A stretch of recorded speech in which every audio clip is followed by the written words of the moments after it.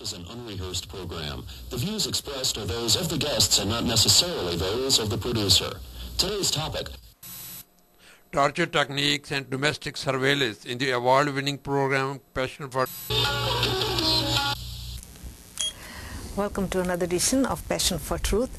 The U.S. Congress is in the process of taking an important step against curtailing the systematic human rights violations in its handling of foreign prisoners. Are such policies unacceptable even in a global war against terrorism? We'll ask our panelists next. Dr. Ujagar Singh Baba, Professor Emeritus, University of Bloomsburg, Pennsylvania. Dr. Baba has written a number of books on Sikh history and Sikh scriptures. Dr. Walter Laundrie, a former State Department official who was a member of U.S. delegation that negotiated the American Convention on Human Rights. He is writing a book on emerging nations without a state. And by the way, his son-in-law won a Nobel Prize this last year. 5 years ago. 5 years ago. John Waldes, President and Vice Chancellor of Central Buganda University, and Dr. Ashok Thakur, pediatrician and analyst from Northern Virginia, who does a lot of volunteer work and has great insights on the Russian politics. Welcome you all. Thank you. Starting with you, Ashok, do you sense a need for aggressive strategies to combat terrorism since September 11, 2001? I think so. Terrorism has no justification in any form. And if terrorism is trying to rectify some of their grievances, it is no justification. I think the terrorism should be fought in all possible ways. John, what do you say to the detainees who are tortured but cannot seek relief in a U.S. court? Well, I totally disagree with Dr. Thakur's take on this. I don't think that torture is permissible or should be permissible under any circumstances. Having seen torture firsthand, I can assure you that it's not a theoretical concept. It is a damaging thing that damages people psychologically, physically, and disrupts their whole family structure. Walter, CIA, is it shocking to find that CIA cannot be held accountable for all the abuse of prisoners? It can be held accountable. Why do you say it can't? I didn't follow the. No, I'm just comment. saying that are they being held accountable for the? I would hope they are. Under our system of government, all agencies of the government must follow the law from the president on down. And if they're violating the law, it's the obligation of the Congress to investigate it and correct it. Is it, Dr. Baba, I mean, it's necessary to redefine torture and degrading treatment under in the war scenario? I think so. It seems to me that the terms that we have been using, the torture, let us distinguish between torture and coercion. For political and criminal prisoners, they were tortured or they were coerced physically just to get them some punishment. But torture is an entirely different story. There we are torturing people to get information from them. Unfortunately, we have been completely unsuccessful during the last several years.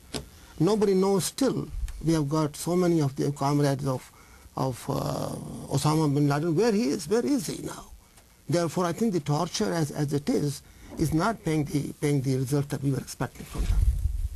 But when you're tortured, you will admit to anything. You will give whatever false information that may have a semblance of truth in it, just to stop the torture that's being inflicted upon you. You don't get the truth.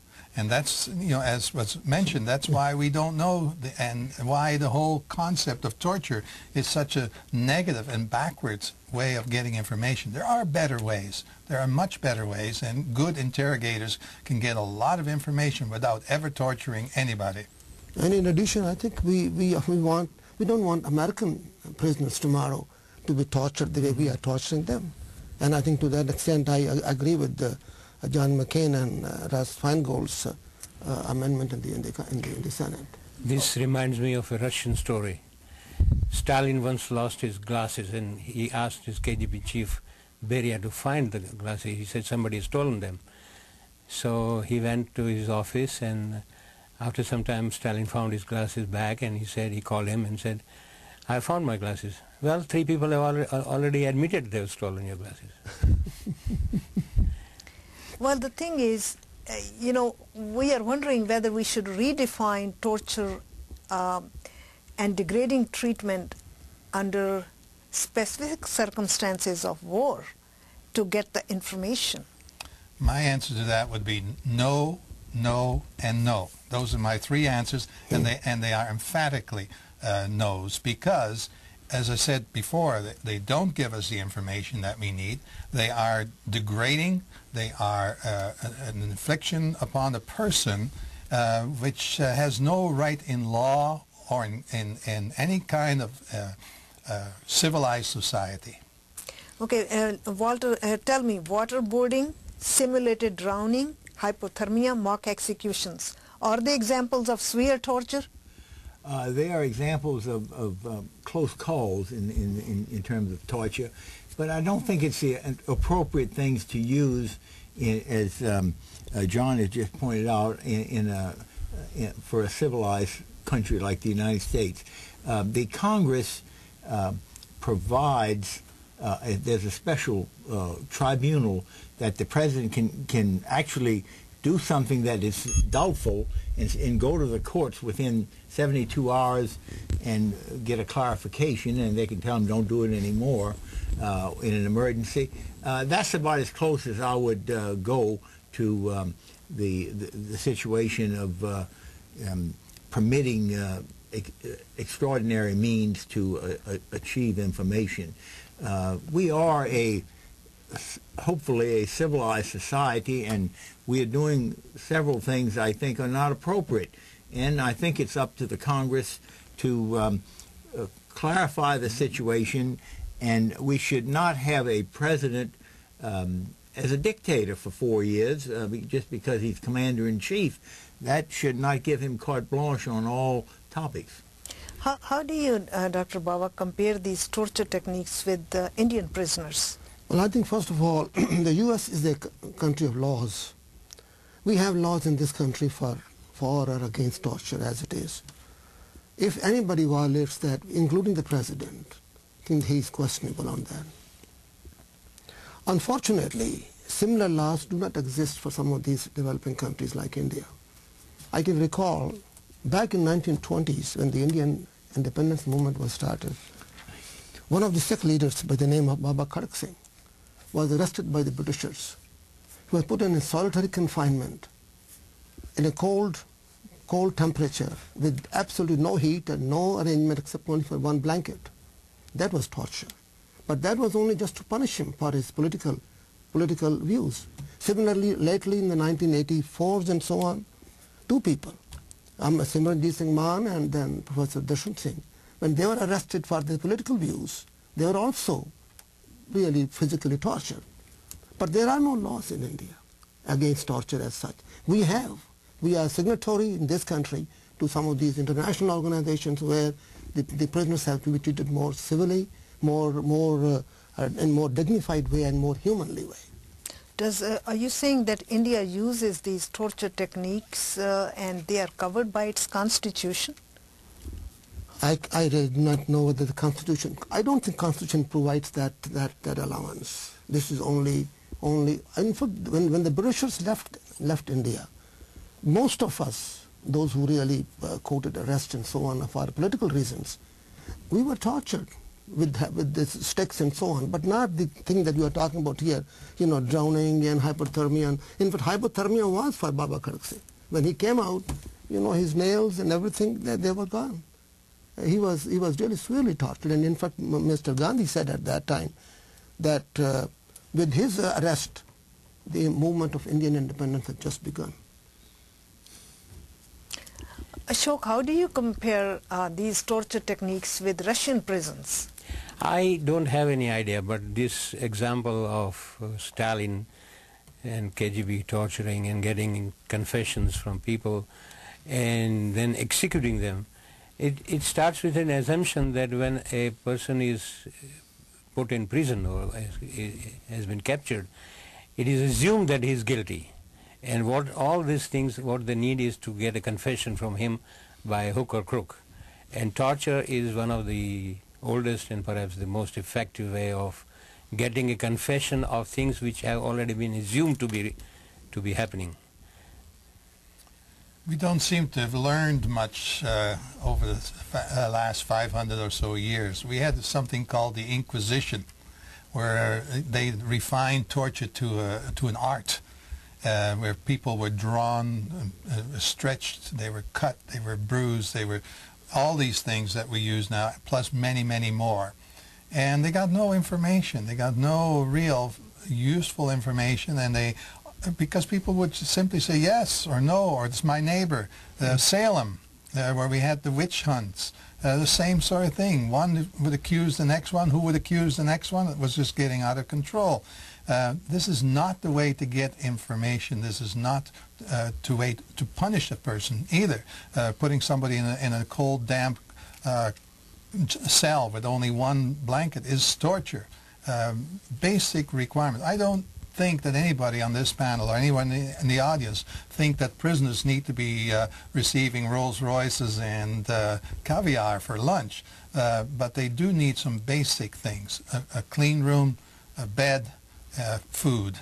Those are requirements from any country, from any nation, and especially from this country, who takes such delight in telling other nations how wrong they are.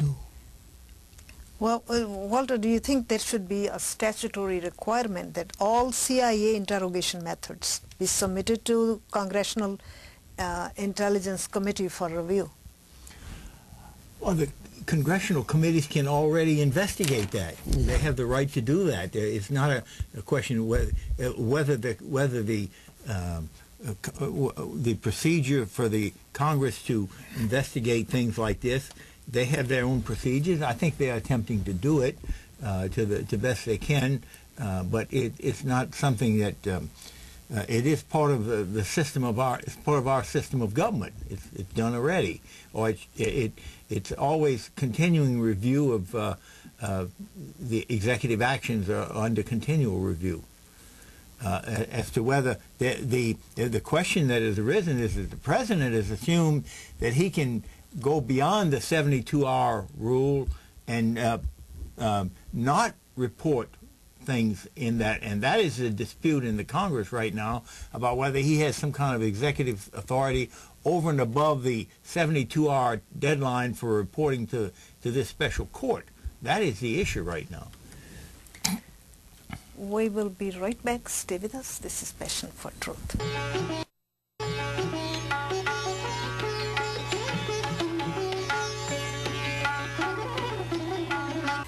In third world countries where we have several episodes of terrorism, the standards of torture are consistently redefined. Why is U.S. criticized when it redefines standards for torture only under specific circumstances? We're going to ask our panelists next. Walter, why is U.S. criticized? Third world countries do it all the time. Severe examples of torture, putting chilies on the salt wounds and all that. But U.S. does it only when under certain circumstances. Why is U.S. being criticized all over the world for its... Well, because we hold ourselves to a higher standard. And if we hold ourselves to a higher standard, we should be criticized if we violate the standard we hold ourselves to. And the standard that the Congress adopted is that in close cases, if you apply something above and beyond the normal routine, you're supposed to report to the courts within 72 hours. In an emergency where you feel like you need to do something, then you're supposed to report. And if you say you're above that, then it's time for the Congress to do something about it. And we should be criticized. We should be held to a higher standard. You agree with this premise, John? Yes, when Bush came into power, he was constantly pointing out the moral high road of his administration. The moral high road does not allow for any kind of torture. You know, at one time, the other part of this is at one time the United States was the envy of the world. because things were moving along so well. Right now, we're being questioned on a lot of things because a lot of the things have collapsed. A lot of the things that we refuted in other countries have become part of our arsenal of doing things, and that's where we are having problems. So, Dr. Bawa, if we are willing to accept two different standards of torture for two democracies, and we are quite content with that in Indian prisons, for example, you know, they give you worst examples of torture by putting chilies in your wounds, by torturing you day and night for getting the information. But in U.S., we do that and we invite international disgust. Well, I think Are we talking about two democracies and two different sets of standards for torture? no, I don't think so. I think the torture is the same whether it's here or Timbuktu or somewhere else, you know. When human beings are being mistreated and maltreated for political activities, then I think we have to be very careful that punishment is not going to be just to take revenge on his body as such. It's a matter of principle here. I disagree with somebody in my views. That doesn't mean that I should be tortured for that. That's different. But if I have got bad intentions to overthrow the country, then it's a different story. Then, of course, in that case, there are ways to question or get the information out of those. But I think when you want to compare U.S. with third world countries, this country, as I said earlier, is a country of laws. And we believe in that. Other countries may or may not have those laws, and if there are laws, they may not be following them that closely. Luckily, in this country, we have a watch and guard in the Congress to whatever the executive branch does. And therefore, to that extent, I think we are more answerable to our actions than the third world countries are. We're going to shift the gears a little bit and talk about domestic surveillance, warrantless surveillance. Will it help to cover and uncover disrupt terrorist plots? What about that, Ashok? What do you think about the domestic surveillance and warrantless surveillance? Every tool of security has a justification and has some drawbacks. And surveillance is one of a very vital tool which could possibly prevent any catastrophic terrorist attack. So how and when it can be justified and when it should be not overused or misused, that's a very crucial question which we have to answer all the time. John?